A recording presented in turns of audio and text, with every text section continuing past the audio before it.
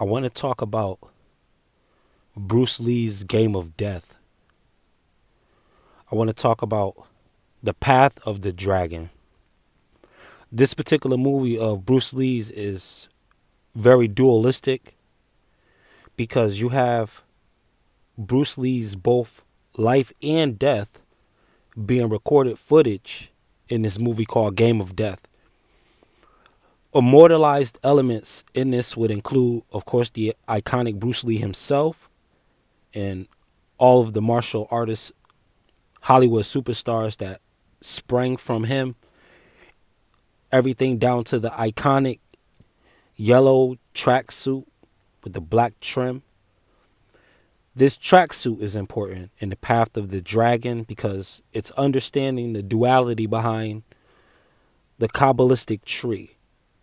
The tree on the front being of life and the 22 paths, I believe. And then the tree of death on the flip side being the 11 paths with the hidden 11th level being Thomio. This is on the cliphotic backside of the tree of death because this is the game of death. Bruce Lee's actual recorded martial arts footage is a total of 11 minutes. One for each sphere of the clip off, the tree of death, in his movie called The Game of Death. 11 minutes. 1 minute for each sphere. 1 minute for each chakra or each level, each realm, each portion of the psyche. So you have him fighting the Aikido master, the Nunchuck master, and Kareem Abdul-Jabbar at the top. Significance behind Kareem and him being at the top level is because you're fighting, in this movie, Bruce Lee was fighting a much taller man. A black man, letting you know that things are tracing back to the copper-colored races when it comes to the creation of what is considered belief systems. It can be said that this originates with the copper-colored races.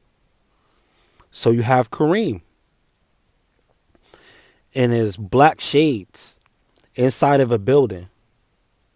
Very similar to what many years later the Matrix uses in Reloaded when Seraph is sitting in the room and Neo approaches him as the one who's guarding the Oracle. This is guarding the Oracle level, though. The symbology behind this movie is guarding the gate to the ninth dimension. Ninth dimension of consciousness, you understand, is what we're saying. But this is the game of death. And they're using they use the actual body of Bruce Lee, his open casket in the movie and things of the like, and using all kinds of doubles. There was all kinds of splicing going on in the scenes. A ton of doubles coming in and out of frame. And this is just letting you know the fractal and very gapped nature of reality, functioning in the same kind of format as the brain with electric impulses traveling from synapse to synapse. There's always these gaps where there's room for the connection to be made from, tentacle to dendrite. I forget what the exact terminologies that go on with brain cell neurology, but it's formatted the same way when you talk about the Path of the Dragon and you use in the Game of Death, because you're dealing with both elements of life and death, even down to the colors of the tracksuit. You got the yellow for the solar chakra. This is the sun. This is Helios, dedicated to what represented life for a very long time in mythology. The yellow representing illumination. Also, the solar chakra. And then you have the black. The black chakra is not considered an official chakra, but it's considered a transcendental state of meditation. This is when you're in Thomio, entering the 11th level. Remember, we talked about the 11 minutes of actual fight footage. In this, the result of Thomio is to become a god. To reach the god level as a human, you have to travel through these different parts of the psyche and conquer them. So to tie that in with what I just said before, you have Bruce Lee fighting his way. This is the path of the dragon. And you have this black chakra where you go into a very pre-manifested form. I talked about this in other videos. Entering a shunya state, what the yogis call a shunya state, where everything becomes labelless, formless, and all you're dealing with is energy. You're actually sitting in dark matter as the character known as dark energy. But even that becomes illusory, where you just become a part of dark energy and dark matter itself. You just become the buzzing of the dark life force that fills existence. Yes, the creator of light, which is actually darkness. Yes, that's what we mean. So we're referencing again now the path of the dragon. And it's all to get to this level that takes place in the crown. So Bruce Lee is fighting a taller man, a taller copper colored man, to let you know that this is representing a darker side of things.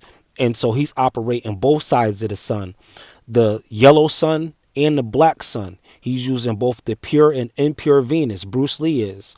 This is the symbology behind the game of death. If you're looking at it in 8D, 8 and 9D, this is the gate, the guardian, the gatekeeper to 9D. This is showing you the path of the oracle. If you look at what these figures in these scenes represent in the movie, you have the drive, the ambition. And where does drive usually essentially come from? The root chakra, because the primal drive is of survival. That's forethought. That's autonomic. It doesn't have to be necessarily alluded to. It is just instinctual. It's the drive. So you have him on the motorcycle with the both black and yellow tracksuit, with the both pure and impure Venus, with the both outer and inner sun, with the both outer and inner light. That's what these things represent, the yellow and the black. All right. So finally, at that last level in the shrine, he has to finally what? Choke out Kareem, who had a different name. So now you got the allusions to the enlightenment of the third eye chakra being the pineal, which also points to references Jacob having his name changed to Israel in the scriptures when he wrestled the angel at the place called Peniel. For pineal gland, for third eye chakra, the name change. Going from a hill grabber to a father of nations. Going from somebody who's reaching at the back of the pack to now on a pedestal. Looked at as a patriarch. Now risen to a grand stature, an iconic figure. You're a part of iconography now. And you were once the runt of the litter, the second born. You see? This is the path of the dragon. So you're really going through 11 levels. You have 11 minutes of fight footage, 11 spheres of resistance or things to master, lessons to learn, psyches to engraft, to activate, to utilize, to synthesize. 11 parts of the psyche. And I would advise you just take a look at it if you still understand what demons can really represent. Then look into things like the spheres of the clip off. And there are 11 levels of it.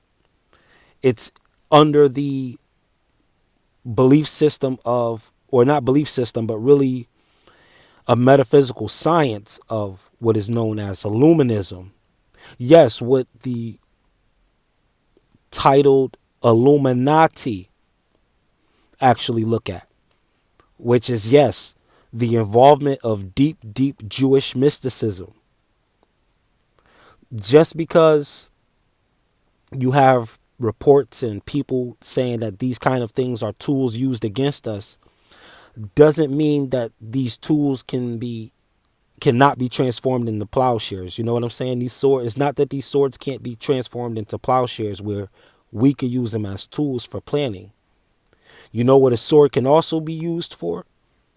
If you're not trying to gorge someone with it, you can also be making your land fertile so seed can grow easier, making the soil softer. Things like that. The transmutation, going back from tubal cain to a more agricultural aim. This is the path of the dragon. And finally, at the crown chakra, when you're fighting the taller man, who, what did Kareem do when he let Bruce Lee know that it was coming down to death? He put both of his palms out to let him see the figure of death. And this stood for death, fight to the death. You extend both open palms, which shows you the 10th levels, and saying, I'm going to be the one to stop you from getting to the 11th. I'm going to be the resistance.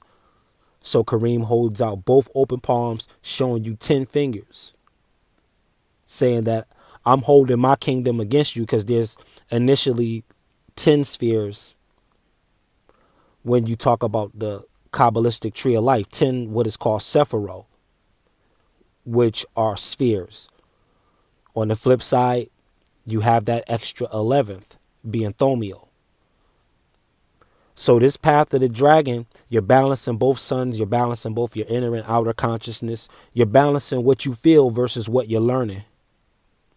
This is the synchronization of the two suns, the both pure and impure Venus.